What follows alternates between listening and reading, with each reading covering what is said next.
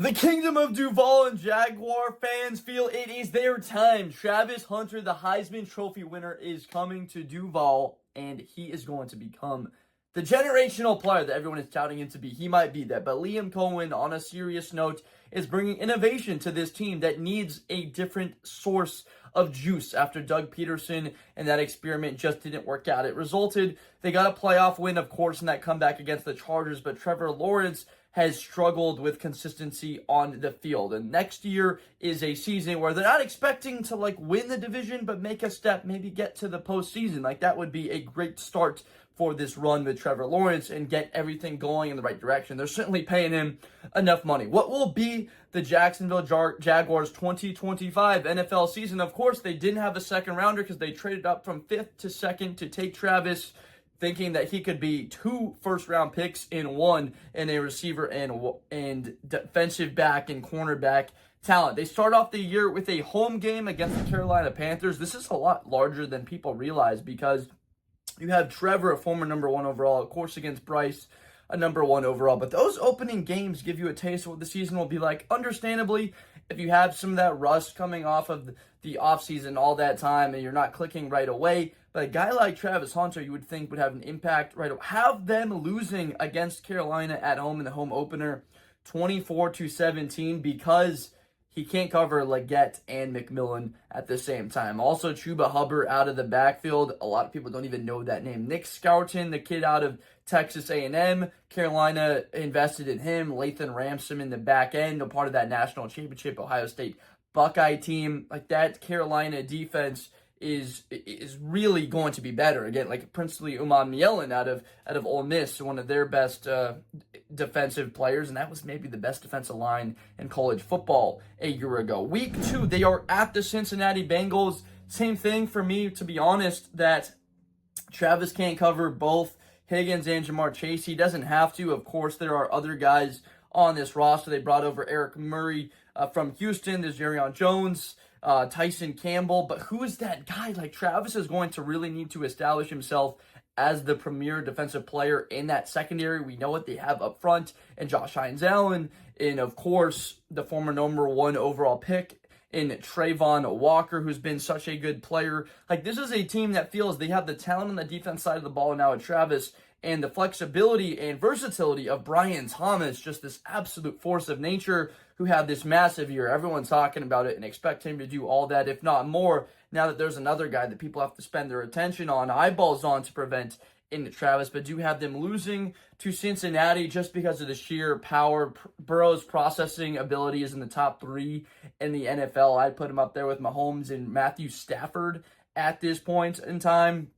Week 3, it's just a tough stretch here for the year for Jacksonville. I haven't won a good amount of games overall, so bear with me, but a loss against the Houston Texans, 37-10. Similar to the Bengals and the Panthers, having these duos, a lot of the teams in football do now have these duos. Is necessary to have 2 great edge guys with that pass rush on the defensive line and 2 great wide receiver threats, whether they're wide receivers or a tight end. A lot of teams have 2 great wideouts as well as the tight end. Houston, thing is, they've got 4 good wideouts. Tank Dell when he's coming back from injury, Nico Collins, Jaden Knoll, Jaden Higgins, as well as Nico Collins, part of that receiving core, and then Dalton Schultz, of course, all those weapons to throw to for CJ Stroud, not to mention the guys like Anderson, Hunter that they have on that defense. 37-10, Houston has a very solid game against Jacksonville. Trevor Lawrence, all the rumors are swirling. People like Liam Cohen, what is going on here? This blowout loss, Travis being able to have a good game and still not have a true impact on the overall scoreboard. At the 49ers, this is where they get their first win, 28-24. This is a down year for San Francisco once again. Why?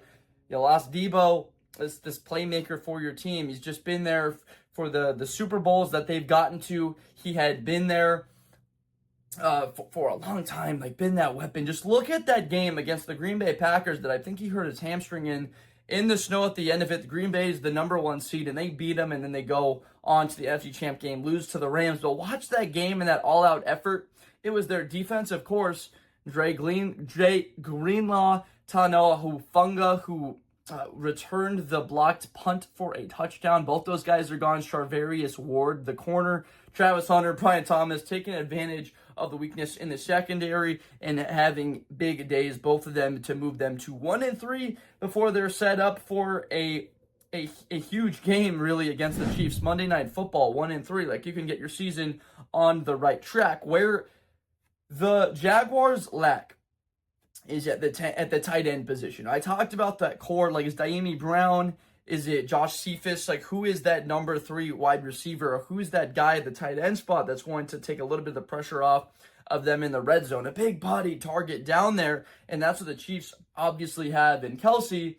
Still to this day, of course, like, he will still be that threat. Might have slowed down. Want to let you know, if I'm bringing people up that aren't factors, I'm currently in Africa on the Great Migration. This video is a couple weeks in advance, so when you're watching this, I myself will be in Africa. Films it a couple weeks in advance because of that trip. Obvious reasons in it being hard to get content out there before the start of the season, but wanted to keep it strong and content coming out for you guys before the year starts.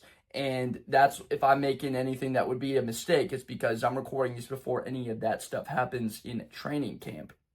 A loss against the Chiefs on Monday Night Football. They're 1-4 before a home game against the Seattle Seahawks. I like this matchup because of the fact that they can take advantage of that Seattle secondary. Emin Wari can fly in the middle, but like Devin Witherspoon, excellent cornerback for Seattle. We understand that. He's been a very good player. Like Illinois, he had been good. Like that Seattle secondary, they can flat out fly. Like they've got Tyreek Woolen. He's one of these guys. Like that secondary can flat out run. But do like the matchups here, Travis, and the ball skills, obviously, of Brian Thomas. Where is that run game going to come? Is Tanky Bigsby or Travis Etienne? Of course, we know how good he was in college and the production he had. Is he going to establish himself? Can there be some sort of ground game going? Be able to run the clock, keep the ball away from some of these teams. I mentioned the Chiefs or Seattle. Looks like the quarterback over there is going to be Sam Darnold, and it won't be Milroe, of course. But that Jackson, Smith, and Jigba, Cooper Kupp, that offense, Charbonnet, and Kenneth Walker in the backfield, it's tough. Like, to stop that, if you can run the ball and take time away, time of possession is really important. A win there moves them to 2-4 on the season, and this schedule, it's just a matter of like who they're playing. At Wembley Stadium, of course, if you've watched any of Ted Lasso, you know a little bit about the UK and the Premier League out there. But Wembley, against the Los Angeles Rams, have them as the strongest team in the NFC with good reason on the defensive side of the ball and their weapons. And then, of course, Adams and Nakua to be a top 5 probably duo in football if Matthew Stafford is healthy in that offense, of course, with McVay scheming it up. Have them losing to the Rams 2-5 before the bye week. Not whatsoever the start. Don't care who you are. 2-5 isn't what you want, but you have to be patient. And Trevor Lawrence still can be a good quarterback in the league, especially with those weapons that he has. But the establishment of the run game, like Jacksonville could have gotten Ashton Jeanty, but they decided to go with believing in Travis Etienne and saying that we would rather get a second player in Travis Hunter, that we don't need a first rounder in the early. Maybe that Cleveland Browns pick turns into a top 5 pick as well in 2026. We don't know as of yet. Cleveland doesn't look like they're going to be a very good team next year with the lack of a great quarterback. But anyway, moving it along, the bye week comes after that Rams game, and they are 2-5 at the Raiders. And we mentioned Ashton Jeanty. We get to see who like, should they have taken Ashton Jeanty to see run all over them out there at Allegiant Stadium in Vegas, or does Travis Hunter have an impact kind of game? This is the type of one where Trevor Lawrence needs to play at a high level. Josh Allen needs to get after Geno Smith and in that rush with Josh Allen. Like, both of those guys easily could be double-digit sack players, but who on that defense is able to step up and like be that guy? Like Travis Hunter, you can't expect him to be doing everything as a rookie. As of this point, I don't think he's going to be a star immediately. It's going to take time. At that point, they would be 3-5 going into a road game at the Texans. I have this being tougher than people think. At the Texans, Chargers, Cardinals, have them all being 9-8 or above next year. The Texans might be the strongest team in the AFC next year. We talked about that matchup earlier and how I feel about Houston but have them losing 34-7 NRG Stadium. This one, just a flexing of the muscle on defense, getting pressure on Trevor Lawrence, stopping the run immediately, and just Travis getting maybe not locked up or Brian Thomas, but Stingley and that secondary being able to hold them in any sense of production. The week after that, after the loss, moving them to 3-6, have them losing to the Los Angeles Chargers at home, 34-16. Now, you might be saying LA's like a beatable team. I feel like pretty good about that matchup. Like Marion Hampton's a young player.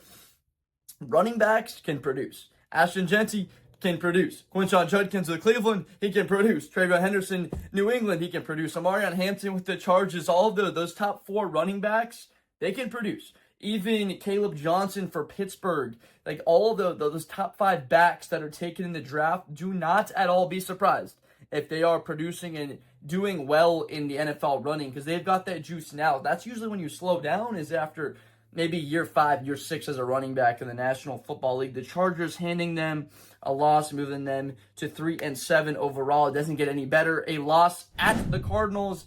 So excited. We get to see Marvin Harrison Jr. and Travis Hunter, the 2 Biletnikoff Award winners the last 2 years, squaring off against each other. Of course, Travis Hunter got snubbed of the Thorpe a year ago, went to Jahdae Barron of now the Denver Broncos, a first-round pick. But Marvin versus Travis, everyone wanted to see that, and we get to see it. Please, Lord, have them both be healthy, because that is a matchup that will be so fun to have.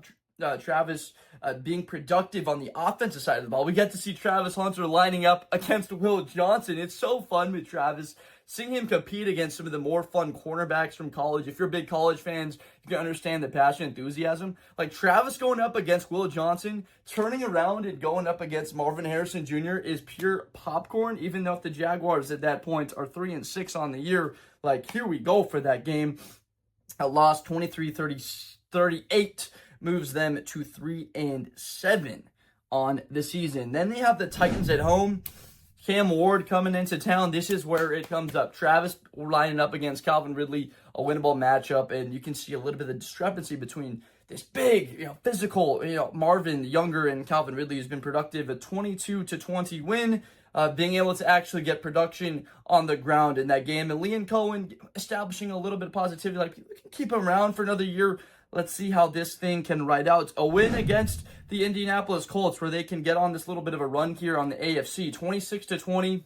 I talked about the quarterback spot, really down on the Colts because of the lack of quarterback threat within them. The next week, they're at home again against the New York Jets, picking up their 6th win of the season. Now, at this point, they would be 6-8 on the year, and beating the New York Jets 25-14. Why? Because taking the top off. We get to see Travis Hunter lined up guarding Garrett Wilson, another Buckeye. We get to see Travis lined up trying to get free and catch the ball with Sauce Gardner lined up against him. It just is so fun to see his progress, and if he can actually make impacts against some of the better players in the National Football League. After that, and maybe a tiny sense of hope at the end of the year for a backdoor playoff, but that gets eliminated when they lose to the Denver Broncos, moving them to 6-9 on the season, 34-6.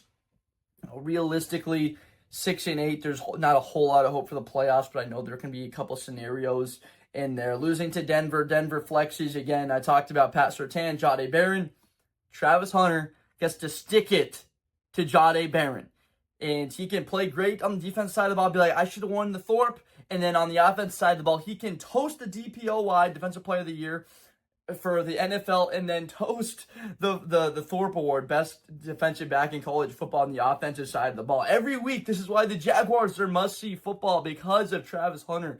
That is what he makes of it. If they took Mason Graham at 5 or Jeanty at 5, sure, they could have been a team to follow, and then the second round, maybe they took Quinshon Judkins. Like, that could have been the safe route. And then they take Mason Graham or a selection of wide receivers. We saw Houston take a wide receiver in the second round. There were some options available to take in the second round there. Obviously, they go at Travis because they can star on both sides of the ball. At the Colts, that's also a loss that moves them to 6-10 on the year. This game At this point, it's like a matter of motivation. How do these guys want to play? It might be better to lose at this point, be able to pick up a star player. If it were higher up in the ranks, feel like the Jaguars, imagine if they had Caleb Downs. I'm just thinking of that secondary.